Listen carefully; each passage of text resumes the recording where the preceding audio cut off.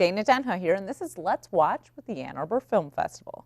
Every year, talented artists from all over the world aim to take part in our local film fest. Many times, you'll find that talent is homegrown as filmmakers thriving in our great state of Michigan make their mark on this internationally renowned annual event. Joining me is Julia Yezbick with her take on How to Rust. Welcome to the show, Julia. Thank you. Thanks for having me. So first, I always like to find out kind of how you got into the filmmaking realm. Oh, well, for me, my practice in filmmaking is very wedded to my academic pursuits in anthropology. So I was studying anthropology at Michigan State University and took a visual anthropology class there that was looking at ethnographic films. And kind of through that route have become, I would say, kind of less and less wedded to the ethnographic per se, and more interested in experimenting with the form in doing experimental film. So you actually grew up in Ann Arbor, so you grew up around the Ann Arbor Film Festival. When was your first sort of real experience with it? You know, I hate to admit that I didn't really go to it until much later in my adult life. I think I just didn't really know that it was around, I guess. Yeah. But yeah, I've started coming probably about 10 years ago. You know, I've been making films for a little over, well, yeah, 10 to 15 years, I guess. And so it was at that point that I kind of, you know, got more interested in seeing what it was all about, and then learning what an amazing institution it is too has always been really great to go back and see what their programming is, and touch base with the crew and everything. So I know you've had at least one film in the festival. Have you had more than one, or? Nope, this was the first one. And when was that? Just this past year in March. Oh, so it's recent. Yep. And so it's an experimental documentary, would you kind of categorize it as that? I mean, when people ask me to categorize my work, it's always tricky because I don't actually call it documentary, and I don't actually call it experimental, so I'm left with like no real words, but the best way to describe it, I guess, would be experimental nonfiction. Yeah. Yeah, it comes out of those traditions. It's definitely, I hesitate to say documentary just because most people think of documentary as like a talking head or an issues-driven thing, and this is, you know, grounded in reality with real people who are generally non-actors, but it's not what, you know, your general audience would necessarily think of as documentary. And it's definitely experimental in the sense that it's experimenting with the cinema form. But again, there's like, you know, ways in which I would say, well, but it's not exactly like totally wedded to the same traditions of experimental cinema. So, you know, it crosses some boundaries. Yeah. And, you know, watching your film, I kind of didn't know how to categorize it either. So, but yeah. I'll take that as a compliment. Yeah. But so you actually you're kind of living in Michigan part of the time, and you're living in Boston part of the time. How does this work, and what is your career that's leading you here? So I just finished my PhD in anthropology this year, and I am now a lecturer at Harvard University teaching in the anthropology department. So my entire trajectory from when I started making films through graduate school has always kind of been at this intersection of filmmaking and anthropology. And so that's what led me to Harvard. There's a great program there run by Lucian Casting-Taylor called the Sensory Ethnography Lab that I was involved with, and you know, that really kind of helped shape a lot of how I think about film, but also how I thought about film coming into it is what drew me to that program as well. And so my career trajectory, hopefully, is to continue in academia and teach, you know, either with a joint appointment in anthropology and film, or one or the other. I'm on the job market right now, applying to openings in both kinds of disciplines, filmmaking and anthropology. So the hope is to continue to teach and make my own work on the side. And so that's what you're doing when you're in Detroit, you're making your own work? Well, I live in Detroit. So I'm commuting to Boston right now. That's a long commute. Yes. But yeah, I'd love to stay in Detroit, so I'm hoping to find something around here, but applying for things everywhere. But yeah, I mean, a lot of my current work has been in Detroit because my PhD dissertation research was based in Detroit. And so I've been doing some really intensive ethnographic research in the city for the last 5, 6 years. And so a lot of the current films that I've made have kind of come out of the experiences of that research and the people that I've met. And I met a lot of really amazing artists and other filmmakers and performers in Detroit. And so a lot of the projects that I've done recently have been kind of collaborations with different artists in that city. Yeah. All right, well, let's take a look at some of your current work. Great, thanks. Now that we've heard about Julia's career and experience with the Ann Arbor Film Festival, let's watch a portion of her film, How to Rust, a post-industrial fable.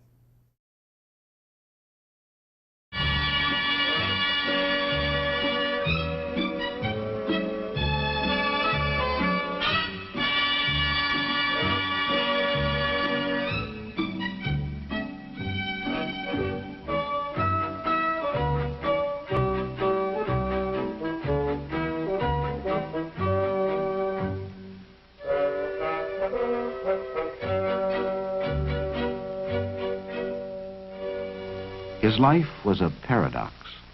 While his mechanical genius helped to change forever the lives of people everywhere, he sought to preserve in some permanent form a record of the world around him and his ever-widening interest in it.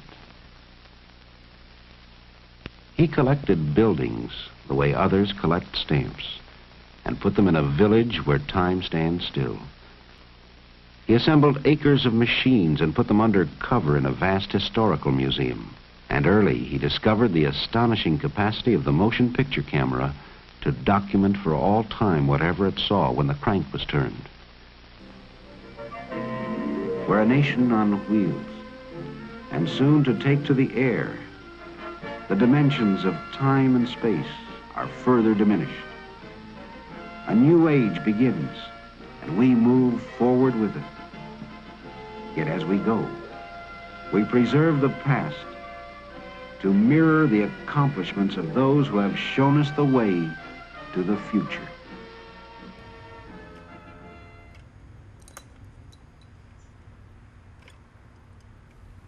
Dabbles told me that mirrors are used to communicate with the ancestors, to cast light into dark places, and to look forward and see what's behind you.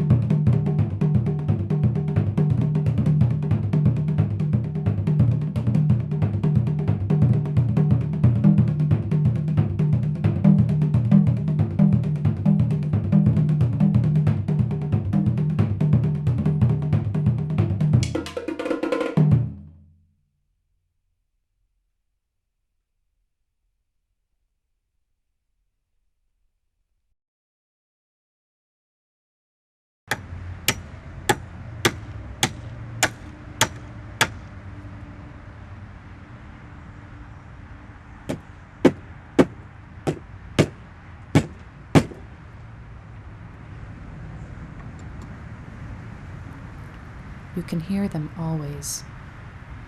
The incessant sound of rubber tires on cement.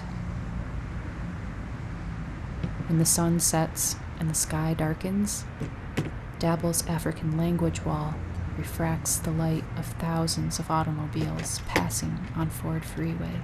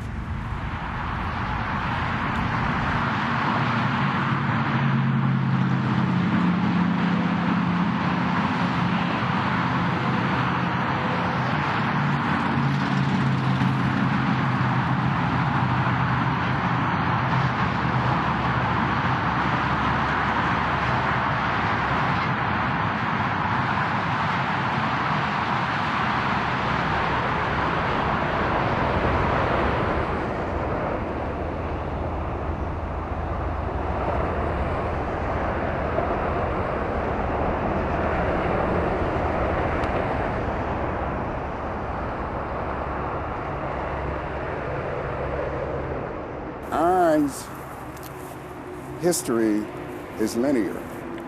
Every year, it has to do something better than the year before. It has to make more money than it made last year. It has to sell more houses than it sold this year. But rock's history was in a circle. It was in harmony with nature, or it copied nature. So transformation, death, was a part of the life cycle.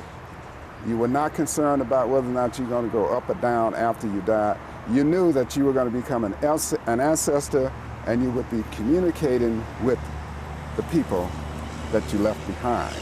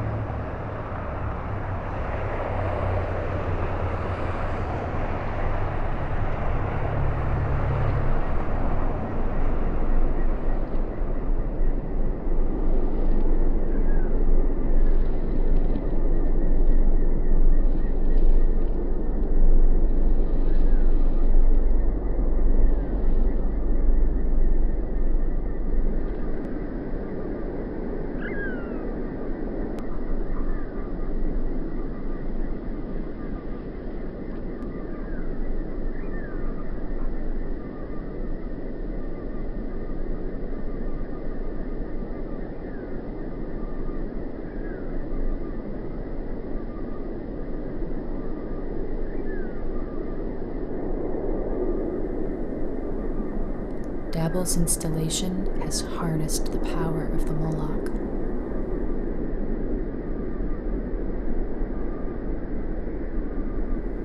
It reclaims iron as its own.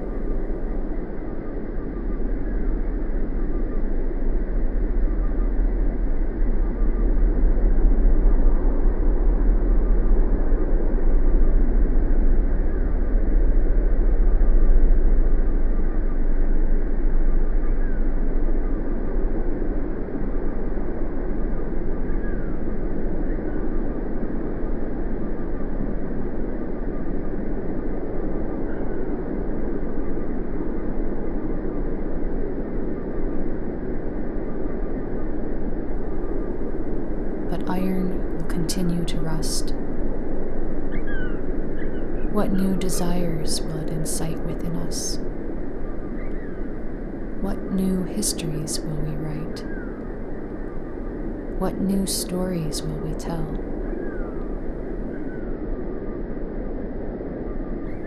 What impossible kingdom will we build next?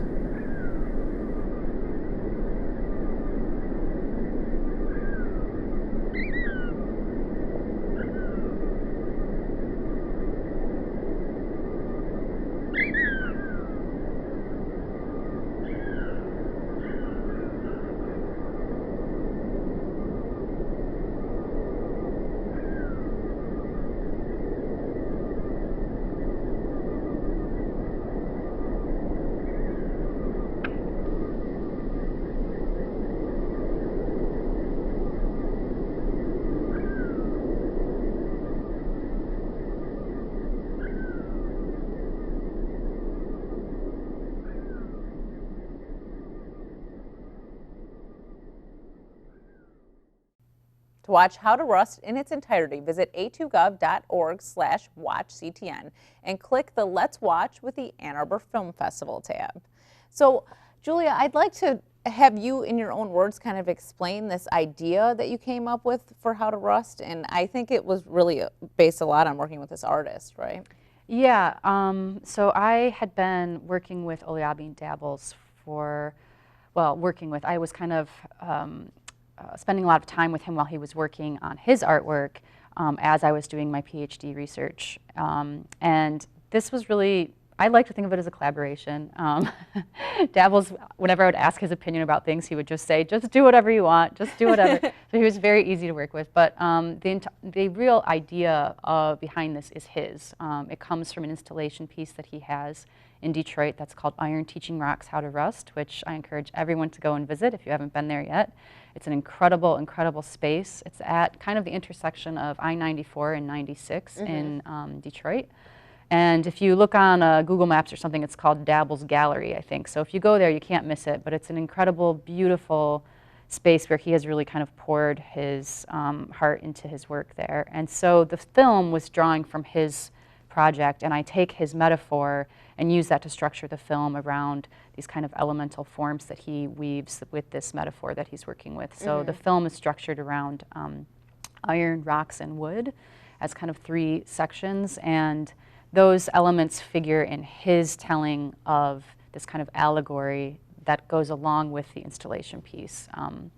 So for him, the story of Iron Teaching Rocks How to Rust is, in his words, the story of the oppression of Africans by Europeans. So that's kind of what we've woven throughout my telling of it in the film, but I also kind of bring my own interpretations to it as well.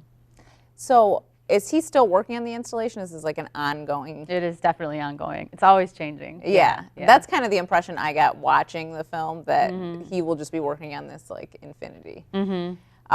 So what did he think about your film when it was done? Well, I was re-editing this film for about 5 years, so he saw so many different cuts, and every time he was just like, yeah, it looks great, I love it. So, but I think he did actually really like the final cut, the one that you see on this show and that played at the Ann Arbor Film Festival. I think he really liked that one the best, which made me happy. Yeah. So you're completely done with the film, though? You're not going to keep working on it forever? No, I need to move on. You can work on them forever if you let yourself. So did you have a favorite portion of the film that you got to work on? Yeah, I mean, well, a lot of it. I mean, it's hard, you know, you get so wedded to certain images or moments, and they have such different meanings for you as a filmmaker than for the viewer sometimes. But I mean, I really enjoyed working, at least in the editing portion of the work, on the scenes with the forging of the iron, with the sparks flying, the kind of fantastical part at the end. Just because it was really interesting footage to work with and kind of fun to look at those kinds of, you know, at first I watched it and I thought, oh, it's all too dark, but then I was like, no, it works. You know, it's really quite beautiful and mesmerizing to watch, so yeah. How did the story evolve as you were creating it? Because I can imagine working with an artist like that, you kind of would have to just go with the flow as you're creating. Yeah, well, I'll have to try and give you the short answer to that question. As I said, I was working on this project for like 5 years, so it really changed, and it was evolving alongside my dissertation research. So at different times it had different aims, and you know, I was really interested in how Dabble's metaphor intersected with the material kind of legacy of Fordism or post-Fordism in the city and in the broader state of Michigan, really, this kind of legacy of the automobile. And so that's why you see this archival footage and the figure of Henry Ford playing such a prominent role in the film. And so for me, really, that idea, I was trying to think about how the materiality of these kind of material metaphors that Dabbles is working with plays up against the kind of material remains of this kind of history of production of this area, and really also to kind of set in distinction to each other the difference between the mass production of the automobile and the very artisanal and handmade and one-off kind of, you know, craftsmanship of Dabble's work. And so there's kind of that going throughout it too, but you know, really there's a lot to unpack with this film because it was so you know, wedded to my research. I could talk, you know, for hours and hours about any little portion of it, but that's kind of the main theme, I think. Yeah. Well, I think that the first portion obviously is like the longest portion, but then you go, what is it? The second part's wood? The second part is rocks. Rocks, yeah. So that part seems very experimental to me. Yeah, so that section was added at the very end of the process of making the film, and it was the hardest part for me to figure out because I wanted to kind of present Dabble's story without presuming to speak for him, or, you know, and so this whole film is actually also sort of about the tension of this dialogue. You know, I start at the very beginning that you won't see in this excerpt, just kind of saying that, like, these are two tellings of the same story, and like one is my interpretation and one is Dabble's, and so that also plays throughout the film. And the section in Rocks, I left with no dialogue and have this, the drumming by Ife Bess, who's an incredibly talented local drummer in Detroit.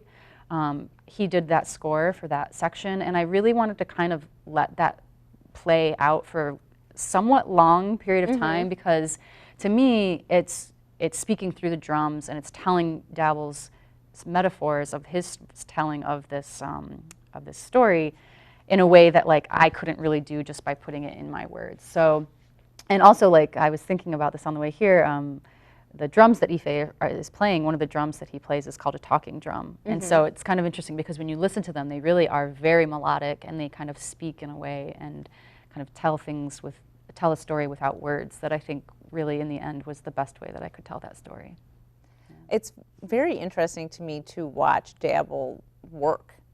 And I think for you, it probably was amazing to see his creation kind of come to life in his process. Yeah, I have so much footage that ended up, unfortunately, on the cutting room floor of him working because initially when I shot the film, I shot the bulk of the material in 2011. And I spent that summer, almost every single day of that summer, for like 8 hours of the day, just hanging out with Dabbles and watching him work and filming him work and really taking a very observational approach to the filmmaking too. And it was only years later after several edits that I wasn't happy with that I realized that the film had to be what we call an essay film because I just wasn't getting out of the material like the richness of all these metaphors that he was bringing in and it kind of needed this, at least a little bit of some language in there. Yeah. Which was a very hard balance to strike for me. Well, and I think that's like what kind of makes you think documentary too. It's just like those little, and there's not a lot of voiceover in it, but it's sparse. That was really hard for me. That was very uncomfortable for me because I'm coming from a filmic tradition that does not do that very often at all, if ever. It's like much more about like immersive, you know, kind of filmmaking, and so it was hard for me to put a voiceover on and to write the script and hear my own voice. And I was like, oh, but you know, it is what it is now. How did you create this relationship with Dabbles, and was there a lot of trust involved? Yeah, Dabbles, when I first met him, I mean, he's very, very kind and very open to talking to anyone. But when I first met him, he was a little bit reserved. I think he was kind of waiting to see if I was just gonna kind of come and go, or like what my kind of commitment was to the project. But he was always incredibly generous and open and allowed me to come and just sit with him for hours and talk with him. And the more we got to know each other and he would open up, he would just talk for hours about the work and about art in general and about life in Detroit. And it was really an incredible experience for me. I learned a lot from him, Well, we're just about out of time, but if you could tell people why they should check out the Ann Arbor Film Festival. Oh, yeah. Well, the Ann Arbor Film Festival is, I think, the longest running experimental film festival in the country. For that reason alone, you should go, but you should also go because it's an incredible experience. It's an incredible way to meet filmmakers who are doing work that is really challenging, but also delightful, unexpected, whimsical. And yeah, it's definitely something there for the whole family, I think, which is what most people might not think, but it's true. All right, well, thank you so much, Julia. Yeah, thanks for your time. For more on this and other CTN series online, visit a2gov.org/watchctn. I'm Dana Denhoff for Let's Watch with the Ann Arbor Film Festival.